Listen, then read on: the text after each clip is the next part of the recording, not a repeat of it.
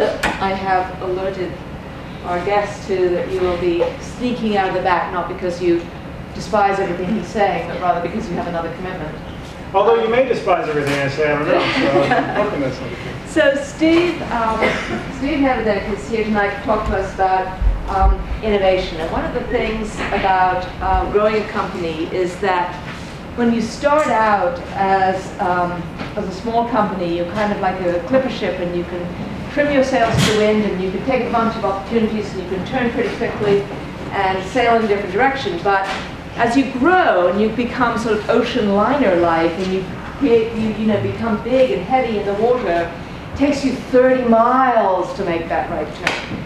And the question is, but how do you keep that spirit of innovation and quick thinking and alacrity and entrepreneurial spirit kind of alive in the company as it becomes bigger? And how do you do that and staying true to what got you started in the first place? So he's going to talk to us about innovation in general. He has a really interesting title, which is innovative in itself. So he is innovator in residence at Chick-fil-A, and also has black and gold in his veins somewhere because he is a grad of drama, right? Drama department? That's right. Drama department grad of WFU. So we give a big hand.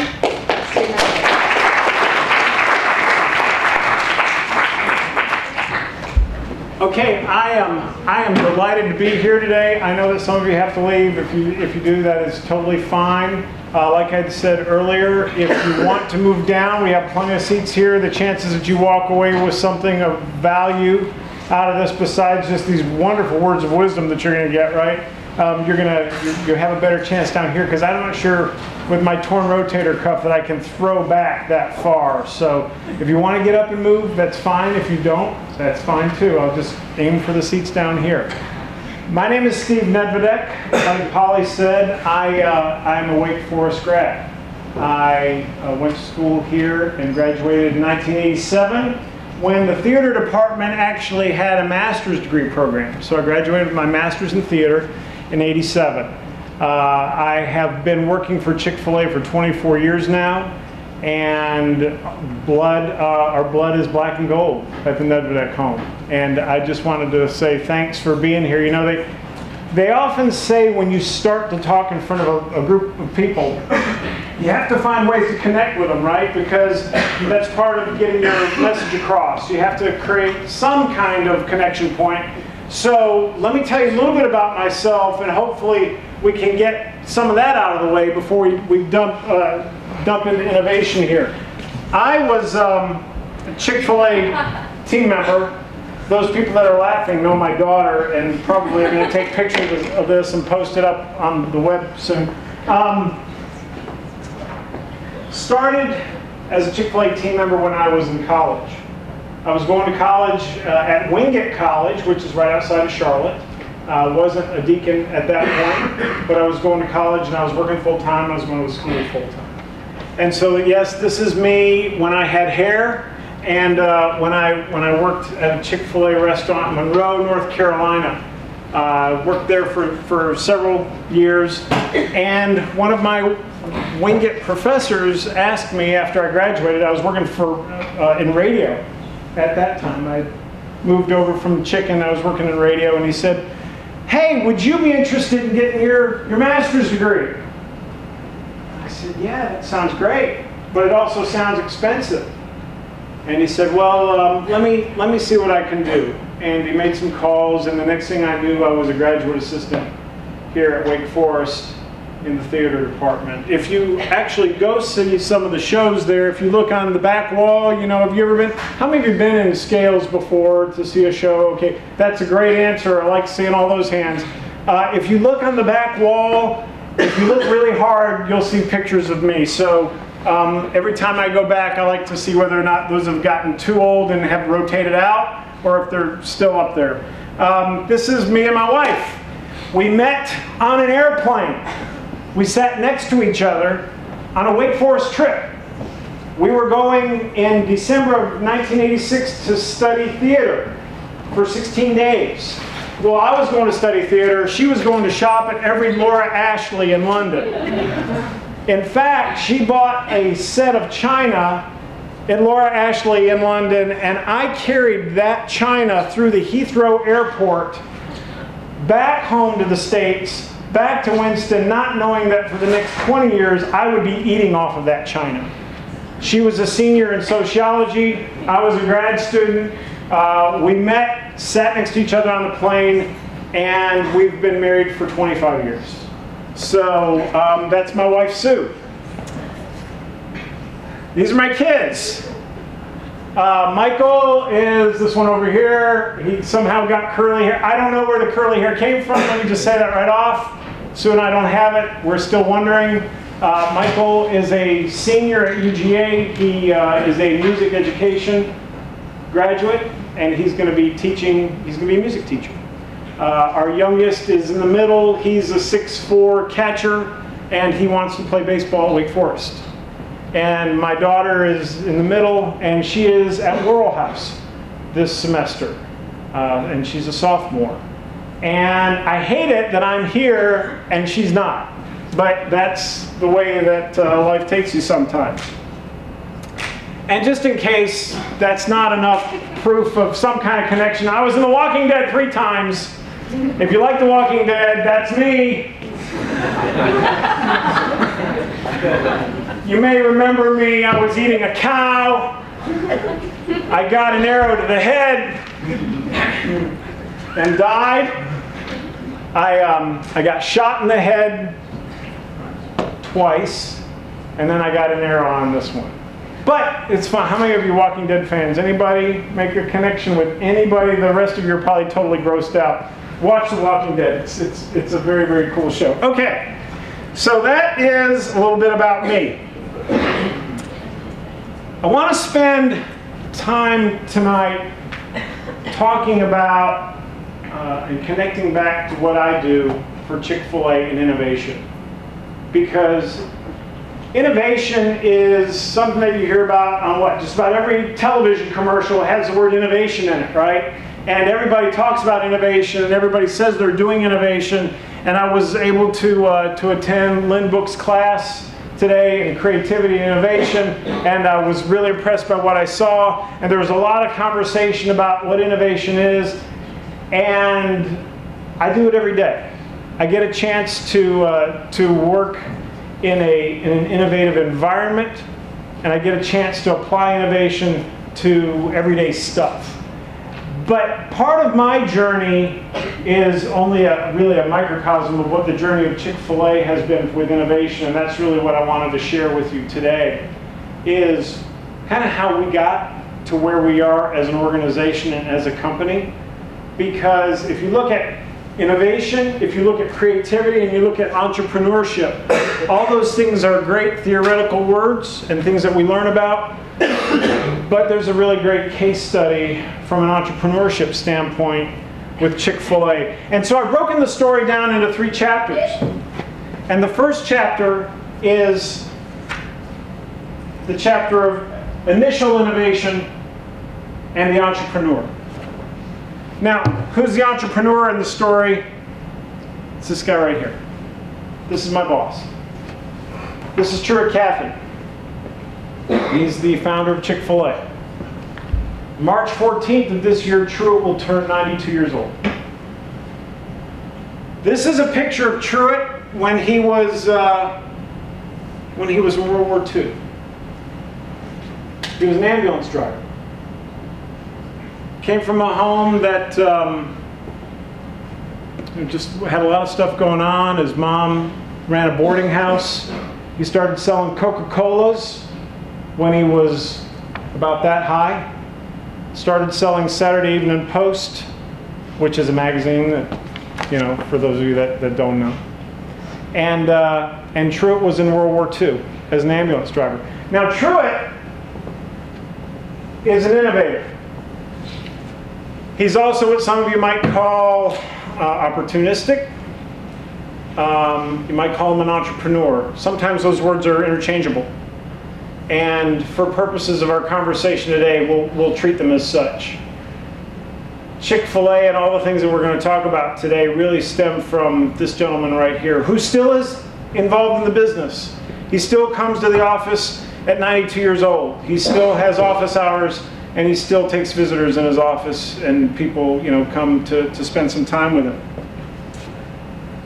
In 1946, when after Truett had gotten out of the war, he didn't know what he was going to do with the rest of his life. But he knew that he had to do something. He wanted to do something to make some money, and he took all the money he had and everything he saved up, and he partnered with his brother Ben. Truett had a younger brother, Ben. And so Truett and Ben, in 1946, opened up this restaurant called the Dwarf Grill. It's called the Dwarf Grill because it was really small. I mean, like really, really small. Just a few tables and a few stools. And that was it. Now, Truett was smart enough, though, to put the Dwarf Grill right across the street from the Ford plant in Hapeville, Georgia, which is just south Atlanta. So it was right across the street from the Ford plant and right down the street from Delta. Which means that at all hours of the day and night, people are either going to work or they're getting off work. Multiple shifts are working. People need a place to eat. So Truett and Ben opened up their restaurant, the Dwarf Grill. They worked 24 hours a day. It didn't close. They worked 6 days. Sunday came up. Truett said, "I am tired. I am taking the day off." And in those days, it wasn't a big deal to have Sunday off. It wasn't the most profitable day. He took the day off. His mom said, "Good for you, Truett." And Truett hasn't worked on Sunday since then. And so that's become a hallmark of Chick-fil-A, is being closed on Sunday. So the Dwarf Grill was started in 1946 by Truett and Ben Cathy. Shortly thereafter, Ben died in a plane crash. So the entrepreneur, the innovator, the opportunistic guy was left with a restaurant and nobody to help him run it except for himself. This is Truett in the early days. Truett had he had a room that he would go to that he was like his sleeping room. It was in a house right behind the Dwarf Grill. Dwarf Grill was up front. There was a house right behind it. And Truett would go and he would rest. And if he heard tires on the gravel, he knew that he had another customer. So he would get out of bed and he would come and he'd put his apron on and get behind the counter and start to work. And so he got his children involved in the business. It's Dan and Bubba down at the bottom, dressed as dwarves. They would sing. They have a sister, Trudy. They would all sing. It wasn't many years right after Snow White and the Seven Dwarfs that the Dwarf House came to be. So that whole kind of fairy tale thing was popular at the time. And Truett was selling a lot of food. But Truett had a problem. Or maybe an opportunity, depending on the way you look at it. And here's what it was. Truett had a small restaurant.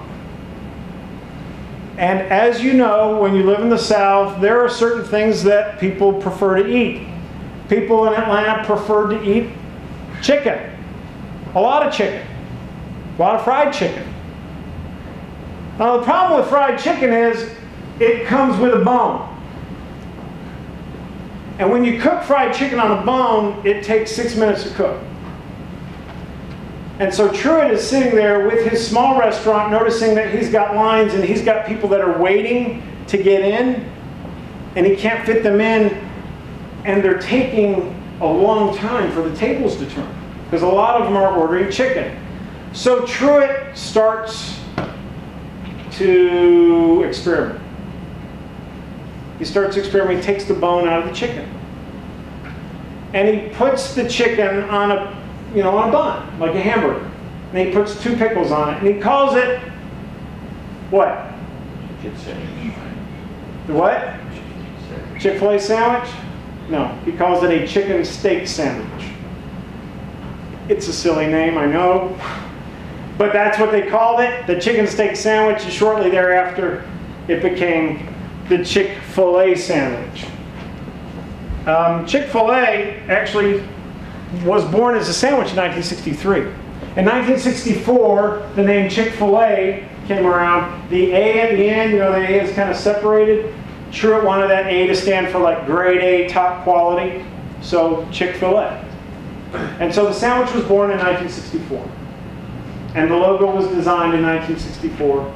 So we had all that going on at that point in time. So you have an entrepreneur, right?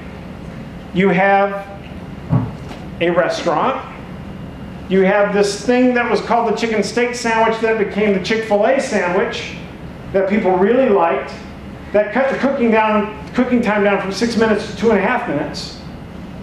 So more people could get in and out, right? Problem solving, innovating. And then what happened was he had another opportunity. Truett came from a family where his siblings were involved in a variety of different businesses and organizations. His sister was actually owning a small gift shop at the time. She owned a gift shop in Greenbrier Mall. Greenbrier Mall was just right down the street from Hapeville on the south side of Atlanta. It was the premier mall in the 60s in Atlanta. The premier mall. And his sister Gladys said, Truett, you've got this chicken sandwich. How would you feel about maybe selling that in the mall? And Truett at first wasn't real interested in that idea. But then she persisted, as sometimes a sister does. And he got this idea to, all right, I'll build a restaurant. What if we built a restaurant, we called it Chick-fil-A, we put it in the mall, and we sold chicken sandwiches? Great idea. Except the mall didn't want him to do that. The mall said, look, people won't buy food in the mall. People don't do that. People won't do that. And one of the reasons they won't do it is because food and malls don't go together. Another thing is food smells. And we want our mall to smell nice. We don't want our mall to smell like chicken. And so they didn't want him to do it. And by the way, people are eating chicken sandwiches and they're going to get fingerprints on the merchandise. And we don't want that either. So we don't really like that idea. But Truett persisted. And in 1967, he opened up this restaurant, which you can see is a small restaurant. These were the only tables that they had. This was literally the front of the restaurant. So there wasn't like another 30 feet in front of it and we just caught a shot of the counter. This was it and this was all. And in 1967, he opened up the Chick-fil-A restaurant. Pretty good idea. And so here's an entrepreneur who uses innovation. He has a problem. A is, how am I going to make money after I get out of the war? B is, how am I going to run this restaurant all by myself? C is, how am I going to turn tables quicker? And he's got a product, he's got a restaurant, and now he's got a delivery system. Now, one other thing that Truett did to innovate at this time,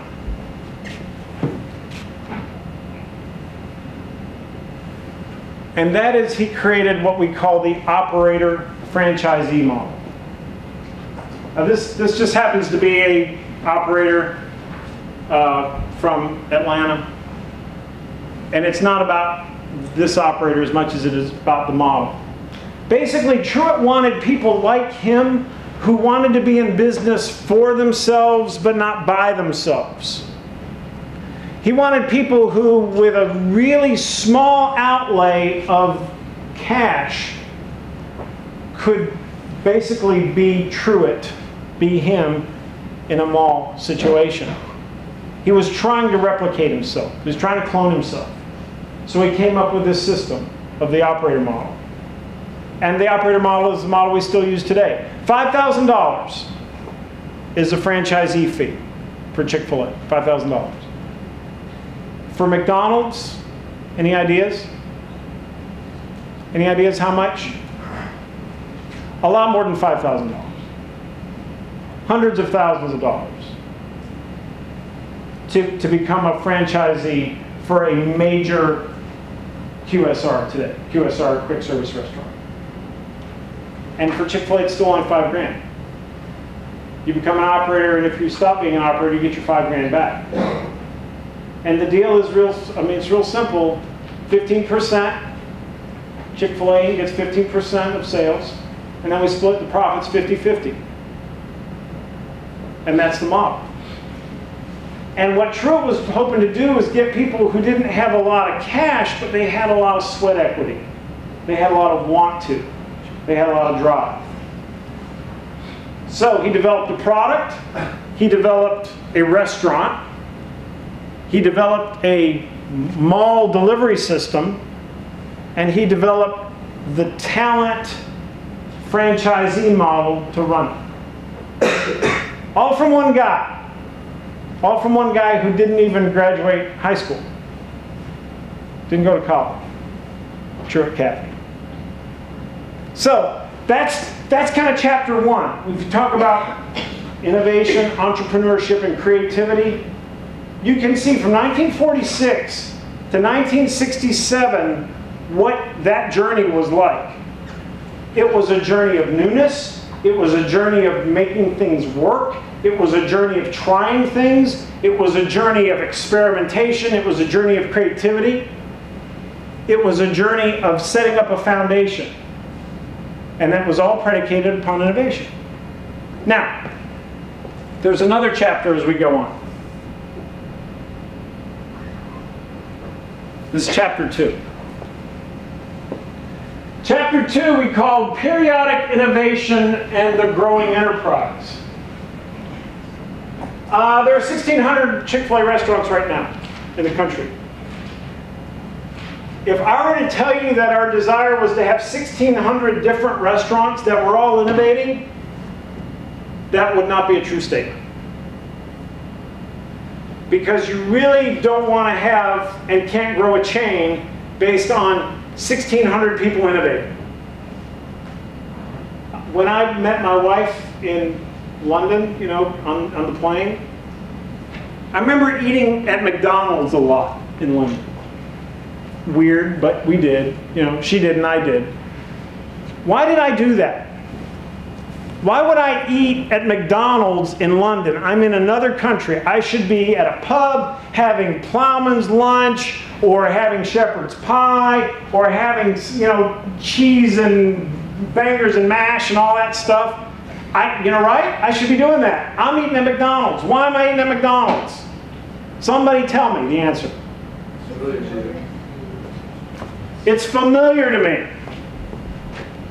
All right, we're going to try out. We're going to try out my rotator cuff here. This is an innovation hoodie that we use in our area at Chick-fil-A, and it's yours, okay? Wonderful. So, you want things that are familiar to you. So picture this. It's the late 60s, right? Greenbrier Mall has opened up. And then Oglethorpe Mall in Savannah. And all these other regional malls start opening up. I doubt that any of you remember any of that because you probably weren't born. But for those of us who are old enough to remember what we call the Malling of America, have you ever heard that phrase before, the Malling of America? The Malling of America was what happened in the 70s and the 80s when malls just exploded. Everywhere. Everywhere there was a mall. If you grew up in a town that had a mall, chances are that mall was built during the 70s or 80s. In fact, you may have grown up in a town that had more than one mall. And chances are that those were built during the 70s and 80s. It was a big deal when the mall came to your town. And every day was like Christmas. The parking lots were filled. There were thousands of people that were there trying to get into Music Land and other stores that don't exist anymore that you'll have to, you know, Google to find out what the names of them were. Gap was a real crummy store. It was a little hole in the wall. There was just, I mean, it was a different landscape. But every one of those malls from Riverside, California to Racine, Wisconsin to Raleigh, North Carolina had a Chick-fil-A restaurant in it. And so you're planting these restaurants all over the place, right? And you want something that's familiar to you. And so as America began to grow and the malls began to proliferate, and they were everywhere, these were the hallmarks of the second chapter of this Chick-fil-A innovation journey. Consistency and excellence. Now,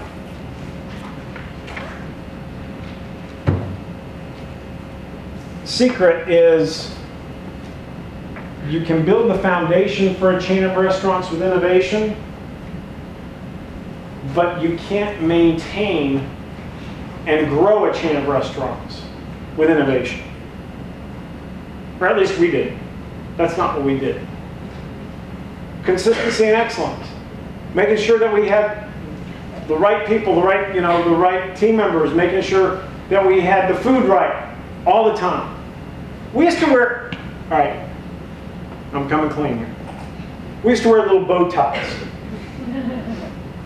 Do y'all know that? Does anybody remember ever seeing a bow tie at a Chick-fil-A restaurant? All right, we used to wear little tiny bow ties and paper hats and that black and red striped apron that you saw me wearing at the beginning. And that's what we wore 6 days a week, every day that we were open. We were this quirky, weird kind of restaurant that nobody was really sure exactly what that was because nobody really knew what a chicken sandwich was anyway, kind of, sort of. It was new.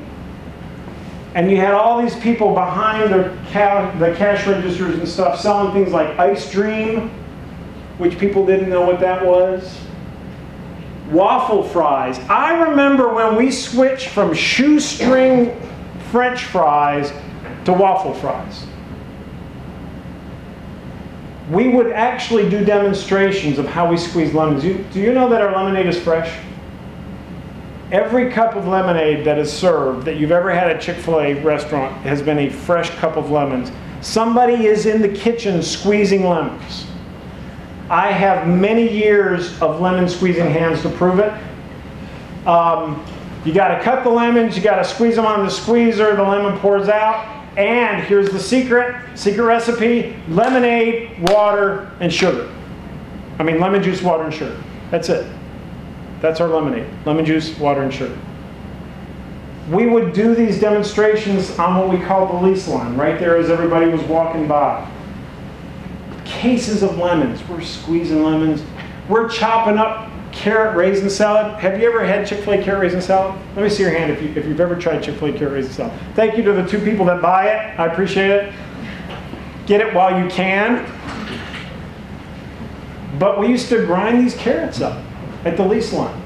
And we used to make everything fresh right there. And we would do it that way every day, everywhere, in every mall, in every city, 6 days a week. Because we had to build a brand that nobody knew what it was. So consistency and excellence became the real rallying cry for us in the 70s and 80s. Innovation had a role from time to time, but it wasn't preeminent. We had become a culture of continuous improvement. You had the business model, and you're trying to improve the business model little bits at a time, but mainly you're trying to expand the business model because you've got all these malls that are opening all across the country. And then a weird thing happened. Can you guess what it was? The picture doesn't give you a hint. We stopped building so many malls. I mean, after all, how many malls can Monroe, North Carolina have?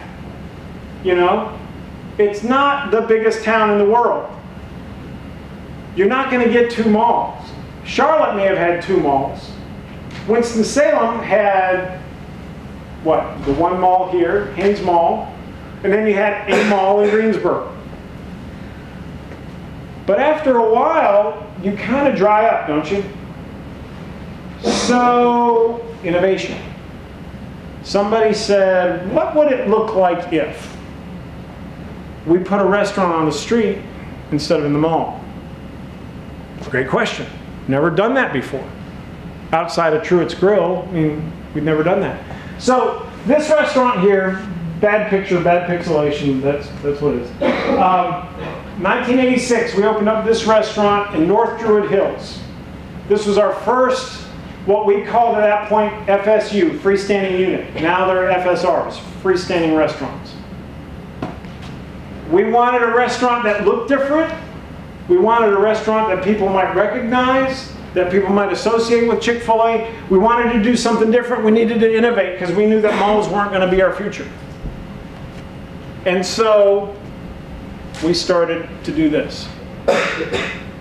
Now, FSRs gave us an opportunity to do some other things. It gave us an opportunity to sell breakfast.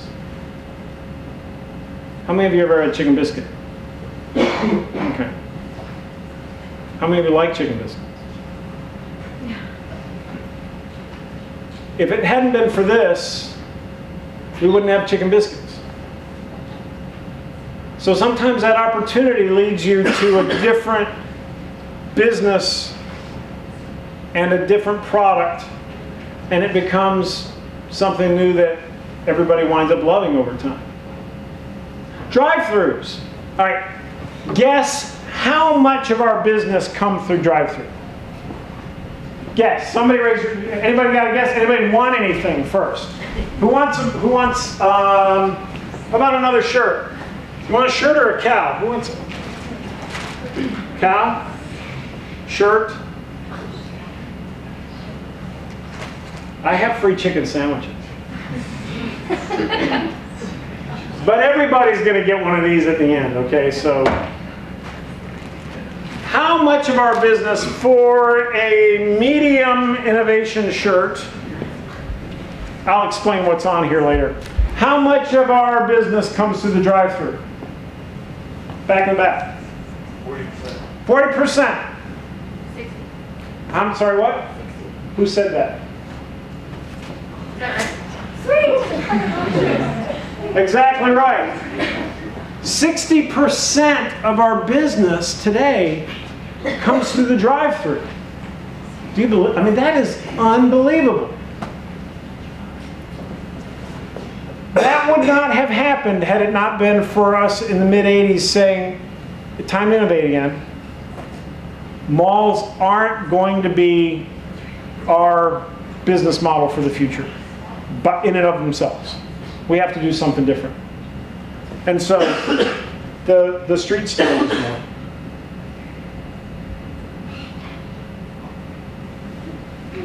I bet you've seen this.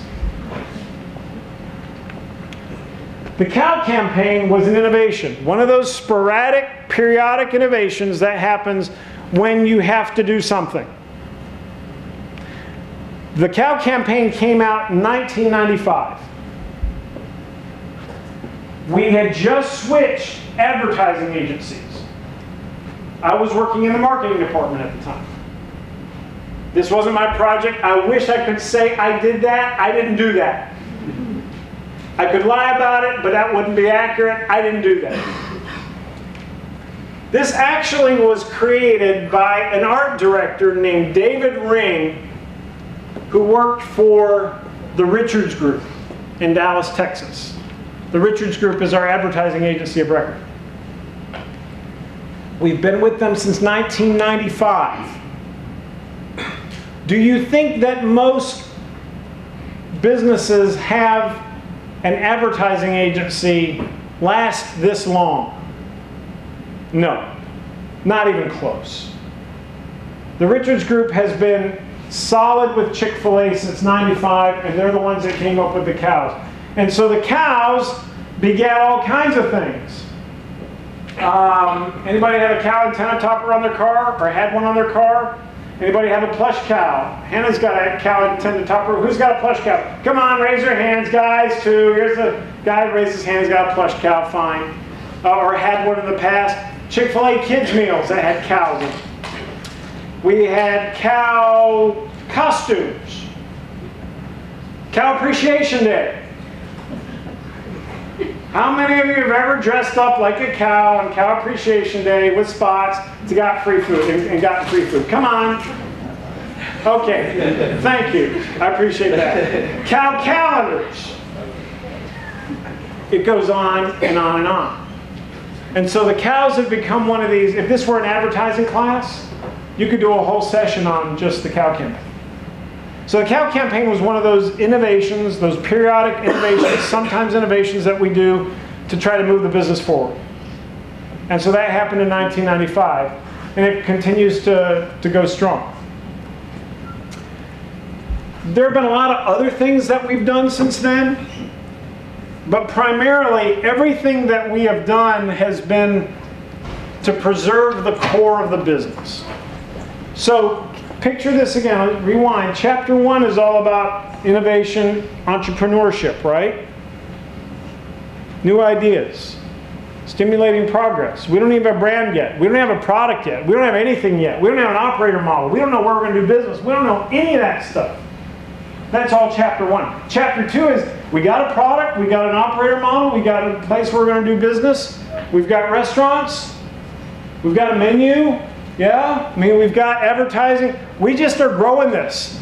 King, king, king, king, king, king, king, king, king. Oh, and do that, lots of times. Because everybody wants consistency and excellence, right?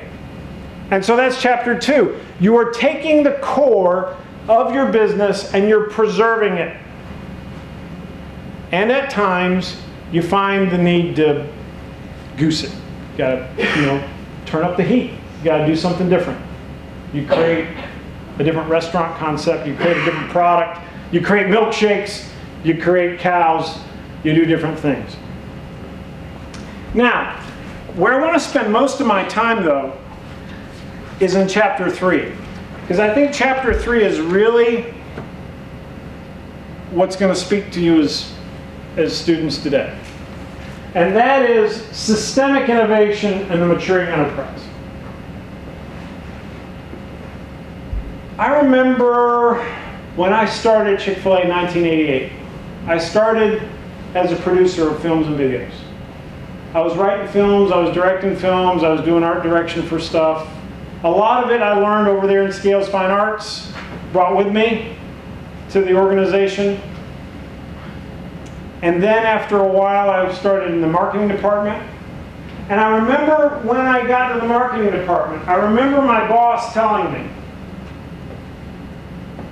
he said, Steve, one day somebody's going to get smart. Somebody's going to get really smart and they're going to copy us. It's not too hard to do. I mean, you think about it, there weren't a lot of people that were selling chicken sandwiches in the 1960s, certainly 1970s, and then you had McNuggets kind of, spin up. And now everybody's got a chicken sandwich, right? Chick-fil-A based in Atlanta. Do you know, have you ever had the Southern style chicken sandwich from McDonald's? You ever had that? You ever had McDonald's sweet tea? Was that Mickey D sweet tea? You know where those came from? They came from the franchisee group in Atlanta. What's Chick-fil-A doing? We'll just copy that, and then we'll put that in our restaurants. Now, it's very flattering to be copied. It is. It's really cool. But at the same time, it pushes you. Our Chick-fil-A kids meal strategy has been different from everybody else's for a long, long time, for 10 plus years. Everybody else was targeting kids. We targeted the moms. And now we see more and more people copying us on that. We see people copying service model. You ever heard the words "my pleasure"? Right? You associate that with a Chick-fil-A restaurant sometimes. My pleasure. Went to McDonald's the other day. I was getting my stuff, because I shop at McDonald's. I happen to like their egg white sandwich that they have in the morning. It's nice. And I'm going through and I get my stuff and my pleasure, or thank you, my pleasure. So people start to copy. And so the maturing enterprise can expect that the bigger you get, the more people are going to be watching what you do. It's real easy to fly under the radar when you're a regional chain. It's not so easy to do when you have 1,600 restaurants and you're the nation's second largest chicken restaurant. So, why is systemic innovation important to Chick-fil-A now? It's really important to us because there are lots of factors that happen to you the bigger you get that force you to have to look at your business model. Because the bigger you get, the quicker you run out of real estate to try to do new things because how many more restaurants can you put in Atlanta? How many more restaurants can you put in Plano? How many more, that kind of thing. And so there are certain things that weigh upon you that cause you to have to be systemic in your innovation as you go forward. I'm going to give you 4 reasons that innovation is really important to us right now. Number 1 is complexity. How many of you live in the same world today that you did 10 years ago? How many of you look at the video games that are being played today and you go, I wish I had that when I was a kid? Do any of you do that? Because I do that like all the time. And I know I'm 50, but still. I had rocks and sticks and G.I. Joes, and you guys have all kinds of stuff. But the world has changed. The world's gotten more and more complex. You're dealing with issues of regulations. You're dealing with issues of environmentalism. You're dealing with all kinds of things, technology issues, cell phone issues, mobile ordering, all kinds of things that we never even dreamed of. The world has gotten infinitely more complicated. And it's done that in a very short period of time. And so as a result, the business gets more and more complicated. The second reason that innovation is really important to us right now is capacity. We've got restaurants, guys, that were designed to do $2 million in sales a year. That sounds like a lot. Until you realize that many of those same restaurants right now are having to do $5 million in sales. Just because of all the people that are coming in. All the people that are getting food. Breakfast, lunch, dinner. Breakfast, lunch, dinner. Kitchens are having to be totally redesigned. We're having to blow up the interiors of what we're doing and the layout and the process in order to be able to maximize capacity, because you can't fit the camel through the eye of the needle. You've got to figure out a different needle or a smaller camel, right?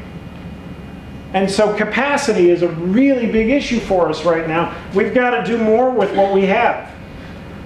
Competition, I said this earlier. All right, for a plush cow.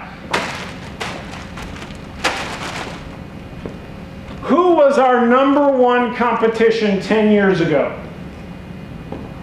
Who was Chick-fil-A's #1 competitor 10 years ago? Raise your hand if you want to hazard a guess. Christy? KFC. KFC. Good guess. I'm sorry, that's incorrect. Back here. Raising Cane's? Raising Cane's. Nope.